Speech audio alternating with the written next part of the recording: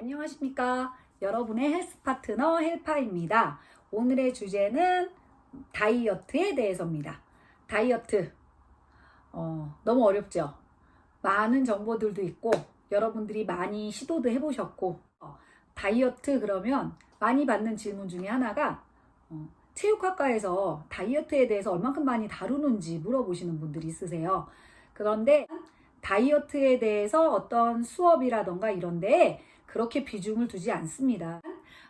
운동하는 사람들은 사실 다이어트를 그렇게 중요하게 생각하지 않아요. 왜냐하면 다이어트의 가장 기본인 내가 취한 만큼 소비가 크기 때문에 보통 운동하는 사람들은 활동량이 일반인들보다 많죠. 잘 먹고 잘 소비하기 때문에 다이어트에 대해서 많이들 그렇게 운동을 전문적으로 하는 사람들은 생각하지 않아요. 지금 제가 말씀드린 것처럼 여기에 포인트가 있습니다. 다이어트의 기본은 내가 얼만큼 섭취를 했고 얼만큼 소비를 하느냐, 이게 다이어트의 핵심 포인트예요. 만약에 내가 100을 흡수를 했으면 100만큼 쓰면 일정하겠죠. 그런데 내가 100을 섭취를 하고 80만 쓰게 되면 20%는 어떻게 해요? 제 몸에 저장이 되겠죠. 그런데 제가 100을 흡수를 하고 120을 썼으면 저는 마이너스 20이 되겠죠. 그러면 살은 빠지겠죠. 이게 가장 핵심 포인트예요. 대학원을 다닐 때 교수님한테 다이어트에 대한 핵심은 뭐예요? 라고 여쭤본 적이 있었어요. 그 교수님 대답은 너무 명쾌했어요. 먹은 만큼 빼면 돼. 사실 그게 정답이거든요. 그런데 그렇지 않을 경우가 있습니다. 호르몬의 이상이 생기는 갑상선 기능 저하나 갑상선 항진증 같은 경우가 그 케이스인데요.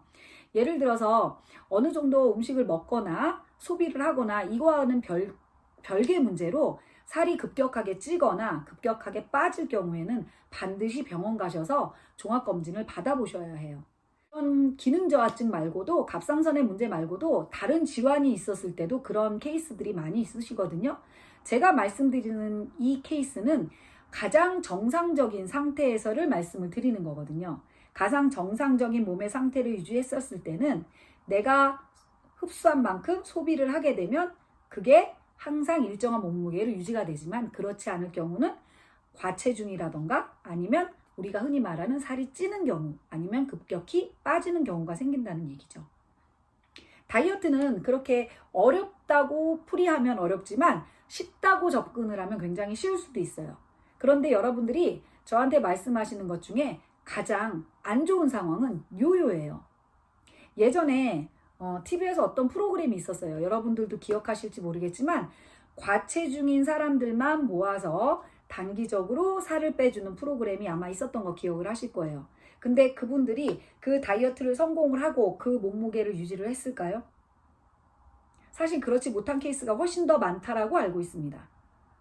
그 이유는 요요 때문에 여러분들이 가장 두려워하시는 것도 아마 요요일 거예요.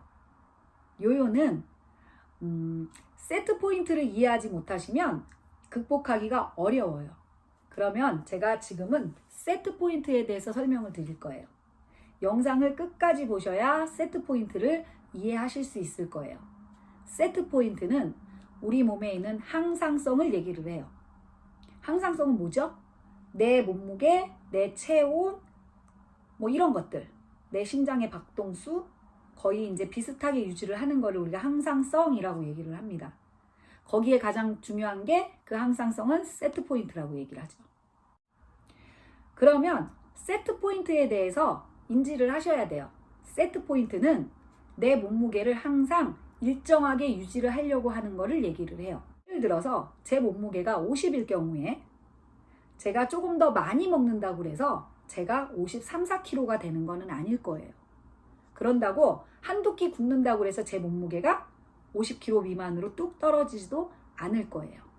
반드시 50kg를 유지하기 위해서 보상을 한다거나 아니면 뭔가 섭취했을 때 바로 이 50kg를 유지하는 기능부터 제 몸은 반응을 할 거예요. 그런데 세트 포인트가 변하는 기간은 논문에서 보통 10개월을 얘기를 합니다. 그 10개월이라는 기간은 논문에서 얘기하는 가장 이상적인 기간이라고 얘기를 하지만 내가 그 범주 안에 들어가지 않을 수도 있어요. 그렇기 때문에 여러분들이 다이어트를 해서 내 몸무게를 감소시켰다면 그 몸무게를 최소 1년가량은 유지를 하셔야 요요가 오지 않는다는 거예요.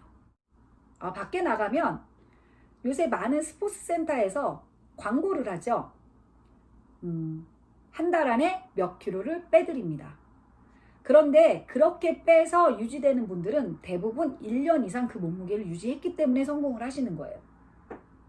내가 예를 들어서 운동을 너무너무 열심히 해서 이번 달에 4kg를 뺐어. 그럼 이 4kg 빠진 몸무게가 제 몸무게일까요? 아니죠. 대부분의 사람들은 한 달 안에 내가 얼만큼 빼느냐, 그걸 굉장히 중요하게 생각을 해요. 일주일에 500g 이상 빼는 거는 건강상에 무리가 있다라고 얘기를 합니다. 그러면 에이, 일주일에 500g이면 화장실 한번 갔다 오면 끝나잖아요 라고 얘기하실 수 있어요. 일주일에 500g, 한 달이면 2kg 정도 돼요. 1년이면 24kg가 되겠죠. 이게 결코 적은 무게가 아닙니다. 한 달에 최대 뺄 수 있는 몸무게는 2kg를 넘어서는 안 돼요. 그래서 다이어트는 한 달 안에 내가 몇 킬로를 빼겠다 하는 단기전이 아니라 내가 몸무게를 변화시키는 그 기간을 1년으로 모셔야 된다는 거죠. 일시적으로 몸무게를 감소시킬 수 있지만 그게 내 몸무게가 아닐 거라는 얘기죠. 내 몸무게를 정확하게 나 몸무게 몇 킬로야 라고 얘기할 수 있을 정도가 되려면 최소한 1년 정도의 시간은 걸려야 된다는 얘기죠. 1년 정도 시간을 내 빠진 몸무게를 유지를 했었을 때에 세트 포인트가 바뀌고 그 세트 포인트가 변하면 그게 내가 항상 유지할 수 있는 나의 몸무게가 되는 겁니다. 다이어트를 하실 때 가장 먼저 접근해야 될 건 단기전이 아니라 장기전이어야 된다는 거. 그 다음에 내가 일시적으로 몸무게를 뺐다고 좋아하시지도 말고 일시적으로 내가 쪘다고 실망하시지도 말라는 얘기입니다. 내 몸무게가 정확하게 완벽하게 내 몸무게로 인식되려면 최소한 10개월에서 12개월의 시간이 필요하다는 거예요. 여러분들이 그것만 놓치지 않으신다면 다이어트를 하시면서 요요가 없는 그런 다이어트의 성공의 길로 가실 수 있다는 겁니다. 다음 시간엔 다이어트 2탄 들어갑니다. 그때도 짧게 올릴 거니까 관심 가져주시고요. 구독하고 좋아요 눌러주시면 감사합니다.